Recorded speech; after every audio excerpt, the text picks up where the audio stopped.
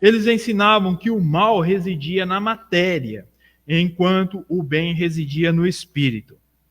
Tá? Então, imagine só, tudo que é matéria é mal, certo? Segundo essa ideia. Tudo que é bom está no espírito. Jesus, ele encarnou, ele virou uma matéria, certo? Nós somos matéria, ok? Sim ou não? Sim. Então, se tudo que é bom está somente em espírito, Jesus nunca poderia ter encarnado. Por isso que eles diziam, tá? Isso é uma mentira, tá? Não tem nada a ver uma coisa com a outra. Por crerem assim, julgavam que Jesus não poderia ter um corpo físico, porque sendo ele Deus, e Deus é bom, não poderia participar da matéria que é má. Tá? Então, ensinavam então que Jesus era apenas uma manifestação imaterial do Espírito e que, como consequência, não poderia ter morrido por nossos pecados. Aceitavam o batismo de Jesus, mas negavam o seu sacrifício na cruz. Contraditório, né? Jesus não era real, era uma materialização de alguma coisa, alguém que aparecia, porém aceitavam o batismo. Como que batizou alguém que não existia? Não tem lógica, tá? Então, a palavra do Senhor, a Bíblia nos mostra que Jesus veio a esse mundo, viveu como homem, sofreu as mesmas tentações que nós sofremos, porém não pecou. Então, o mal, na verdade, não está na matéria, não está no nosso corpo. O nosso corpo expõe o mal que existe no nosso espírito. Ou alma, se assim ficar mais fácil de entender. Tá bom? Que é a sede do nosso entendimento, dos nossos sentimentos. Ok? Então, o nosso corpo simplesmente é a materialização daquilo que nós realmente somos. Jesus, ele né? Porque está vivo. Ele é santo.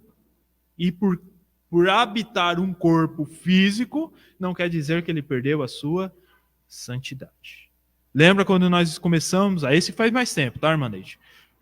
Que nós começamos a estudar Gênesis, lá atrás, já faz um tempinho, e a palavra do Senhor diz que nós fomos feitos espíritos viventes, almas viventes, melhor dizendo, é o que o texto diz, almas viventes.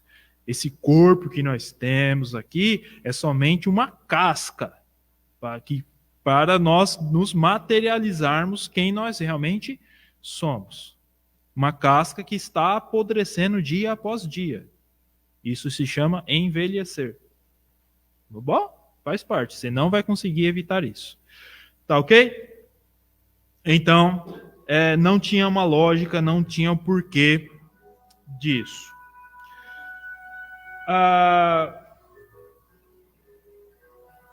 Deixa eu só ver aqui onde que eu marquei aqui.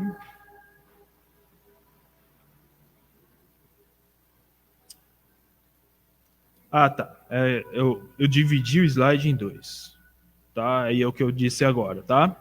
Por crerem assim, julgavam que Jesus não poderia ter tido um corpo físico, porque sendo ele Deus, e Deus é bom, não poderia participar da matéria que é má.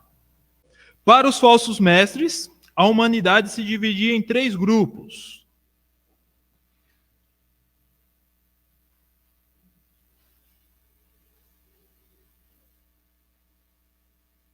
Para os falsos mestres, esses falsos mestres dentro da igreja, a humanidade se dividia em 3 grupos. Quais seriam esses grupos? Vamos pensar agora. Primeiro grupo aí, aqueles que haviam centelhas do divino que chegavam à salvação. Tá? Então havia uma parte da humanidade que tinha alguma coisa da divindade e a esses que chegariam à salvação. Tá? Então você teria que ser um pouquinho Deus para se chegar à salvação. aqueles que alcançavam uma forma de religiosidade inferior. Deixa eu ver se eu pus assim mesmo. Isso, inferior. E aqueles que, por causa da mentalidade materialista, estavam irremediavelmente na perdição. Tá? Então, para você ser salvo, você tinha que ter uma centelha, um pedacinho lá do divino. Tinha aqueles que alcançavam de uma forma de religiosidade inferior, e também aqueles que, por causa da mentalidade materialista, estavam imediatamente na perdição. Isso aqui tem muito parecido com o quê?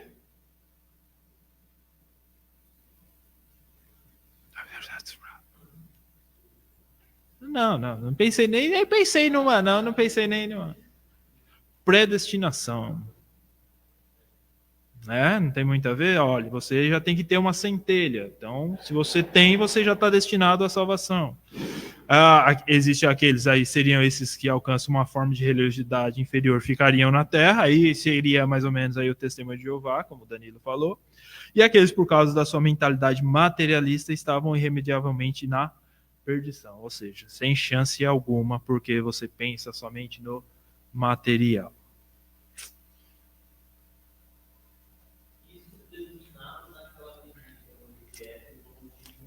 Isso. Estava adentrando as igrejas, estavam querendo tomar conta aí das igrejas naquela época. Por quê? Porque o evangelho do Senhor não é totalmente contrário a isso. Na verdade, se você for pensar, é algo simples. Crê no Senhor Jesus e será salvo. Isso é a base do evangelho. Todo o restante é uma consequência dessa vida. Só que para o ser humano, ele sempre quer criar dificuldade. Ele não quer uma coisa simples, uma coisa fácil. E aí é onde surge essas ideias que você não seria capaz, você teria que ter algo a mais. Então aí entra as obras, entra a imagens, você tem que ter algo a mais você tem que ter uma imagem para você se focar nela. Entra toda uma vida religiosa diferenciada para você ser salvo. Então, e a Bíblia não mostra isso. Não dessa maneira, de você ter coisas palpáveis, vamos dizer assim. A Bíblia diz que você só precisa crer. Tá? O restante é consequência de gratidão a Deus pela salvação. Tá? Então, o ser humano, por si só, ele tenta criar coisas dentro da igreja para que você... Então, você tem que ter uma vida religiosa dentro da igreja para alcançar a salvação. Não. O ladrão na cruz foi o exemplo prático disso. Ele não teve vida religiosa.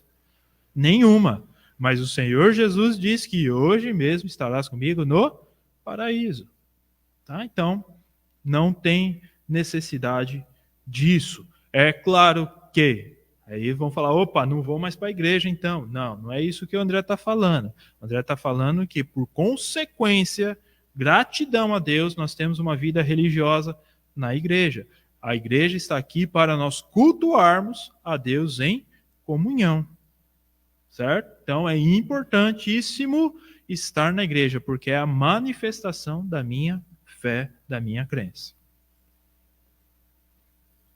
Ok? Sim ou não? Os irmãos estão meio com sono, é o frio, cansados. Sim, o quê? Foram para festa ontem. Tá bom? Vamos lá então?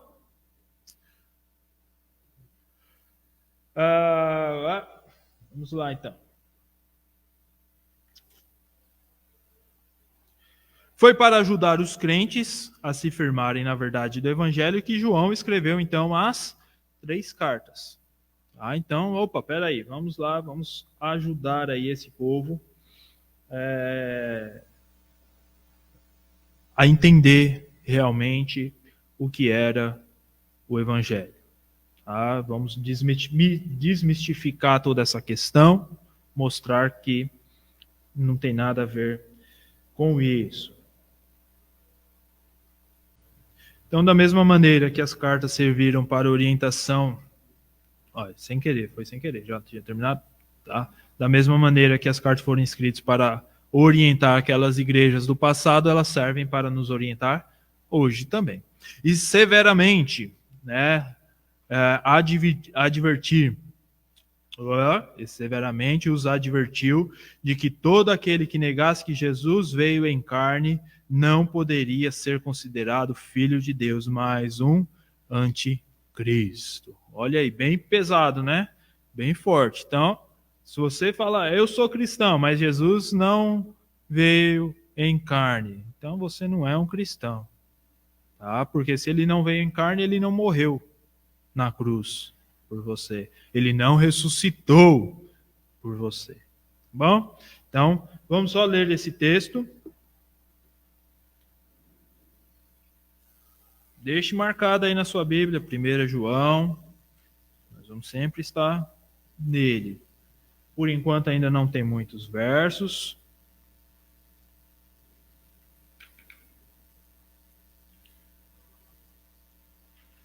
Primeira João, capítulo 4, de 1 a 6. Então, enquanto os irmãos estão terminando de anotar, amados, não creiais a todo o Espírito, mas provai se os Espíritos são de Deus. Porque já muitos falsos profetas se têm levantado no mundo. Nisto conhecereis o Espírito de Deus. Todo Espírito que confessa que Jesus Cristo veio em carne é de Deus. E todo o Espírito que não confessa que Jesus Cristo veio em carne não é de Deus. Mas este é o espírito do anticristo, do qual já ouviste que há de vir, e eis que já agora está no mundo. Filhinhos, sois de Deus, e já os tendes vencido, porque maior é o que está em vós do que o que está no mundo. Do mundo são, por isso falam do mundo, e o mundo os ouve. Mas nós somos de Deus. Aquele que conhece a Deus, ouve-nos. Aquele que não é de Deus, não nos ouve. Nisto conhecemos nós o espírito da verdade e o espírito do erro. Como que eu posso saber, André, se aquilo que você está falando é a verdade? É isso que ele está dizendo ali. Como que eu posso saber? Olhando na palavra de Deus. Tudo que a gente falar, eu aqui, o pastor, os irmãos trouxerem, tem que ser testificado, tem que ser comprovado pela palavra de Deus. Tá? Claro que, por exemplo, o Danilo vai trazer o estudo sobre finanças. Se ele usar um texto bíblico para iniciar a sua aula, toda a sua aula tem que estar baseada naquilo que ele usou. Né? Claro que muitas das coisas ali não vai estar dentro da Bíblia. Né? Uma organização financeira. A Bíblia vai falar que nós devemos ser organizados, mas como se organizar, a Bíblia não fala. Então ele vai ver daquilo que ele estudou, daquilo que ele tem aprendido e vai aplicar para nós nos organizarmos financeiramente. Entendeu? Então, mas, por exemplo, a Bíblia fala que nós não devemos pegar dinheiro emprestado. Não é isso que a Bíblia fala? Mas fazemos. Enfim. Nós temos que tomar cuidado. Né? Então, se eu falo aqui, olha, irmãos, cuidado, não pegar dinheiro. O Danilo vai falar sobre pegar empréstimo. Né? E ele usa esse texto. Mas aí ele vai por um outro lado. Está errado. Opa, Danilo, mas a Bíblia fala disso, disso e disso. Você está entendendo? Então tem que estar coerente tudo com o que a Bíblia nos ensina. Certo? Eu me lembro que uma vez lá no seminário, no último ano, a gente tinha que pregar. E um irmão foi pregar e ele não leu o texto. pregou uma mensagem até muito boa, muito bem elaborada, só que aí terminou a pregação, tá? O pastor Ebenezer perguntou, qual que é o texto base da sua pregação? Aí ele, não peguei um texto base. Então você não pregou, você só soltou palavras ao vento. Tem que ter a base bíblica para tudo aquilo que nós vamos falar, tá certo? É o norte que nós temos para nossas estudo, palavra, vida, né? É o norte. Só para a gente finalizar essa parte aqui, o Gustavo já está ali em polvoroso para vir aqui à frente. Tá bom? Deixa eu só ver aqui onde eu parei aqui. Tá. Continuando ali a frase, né? E que não haviam como praticar o pecado sem se contaminar com ele. E que o crente devia ser puro. Tá? Então aí, só dividir aí as frases aí para a gente melhor anotar, tá? Só vou ler aqui inteiro, então. Foi para ajudar os crentes a se firmarem na verdade do Evangelho que João escreveu as 3 cartas. E severamente os advertiu de que todo aquele que negasse que Jesus veio em carne não poderia ser considerado filho de Deus, mas um anticristo. E que não havia como praticar o pecado sem se contaminar com ele, e que o crente deveria ser puro. Tá? Então, a palavra do Senhor diz que só de pensarmos nós já cometemos o pecado. Só de pensarmos nós já pecamos. Então, não tem como você pensar na prática do pecado sem se contaminar com ele. Ok? É isso que diz aí no finalzinho. 1 João 3:3. E qualquer que nele tem essa esperança, purifica-se a si mesmo, como também ele é puro. Então nós devemos buscar uma vida de santidade, de pureza, né? Tentar lutar contra as artimanhas do inimigo, nos afastarmos daquilo que nos pode levar ao pecado, purificar a nossa mente e coração. É isso que nós precisamos fazer.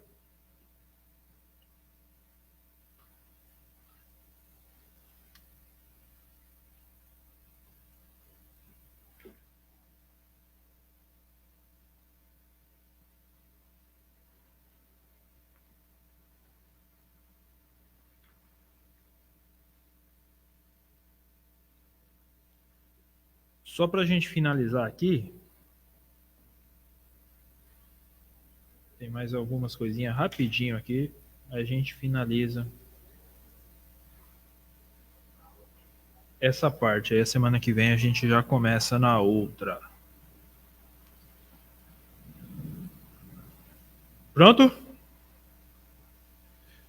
As verdades ensinadas pelo apóstolo João e suas advertências são apropriadas para os crentes e para a igreja dos nossos dias, tá, meus irmãos? Então, é para hoje sim também. Ah, André, mas foi escrito há tanto tempo. Sim, mas tem tanta coisa que acontecia lá atrás que também está acontecendo hoje, né? Então nós precisamos estar atentos.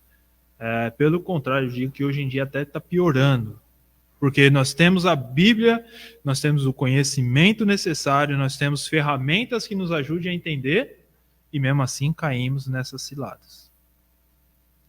Lá atrás as pessoas só tinham, e eu creio que as pessoas poderiam, né, não menosprezando a gente de hoje, mas uma fé mais autêntica, porque elas estavam baseadas naquilo que as pessoas estavam dizendo, elas criam naquilo que aquele apóstolo, aquele pastor estava dizendo. Né? Tinham aí a Bíblia, algumas coisas do Velho Testamento, mas não era acessível a todos. E eles criam naquilo. Eu creio assim numa ação mais efetiva do Espírito Santo. Hoje, com tudo aquilo que nós temos, mesmo assim, nós muitas vezes estamos apáticos para as verdades bíblicas. Né? Então, nós precisamos restaurar isso, deixar com que o Espírito Santo tenha mais liberdade nas nossas vidas, sermos um pouco menos pragmáticos e sermos mais calorosos, mais crentes realmente no poder de Deus para nossas vidas. Só para a gente finalizar aqui, 4 pontos rapidinho, deixa só os irmãos terminarem.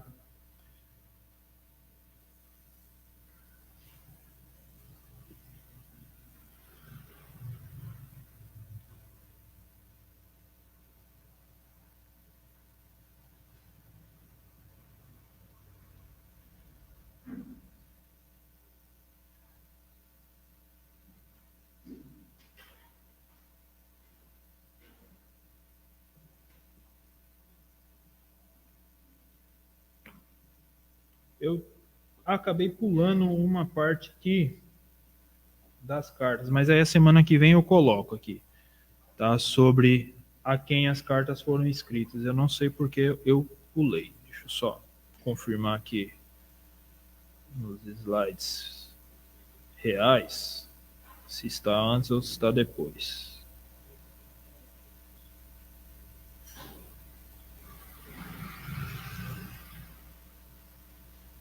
Ah, tá depois.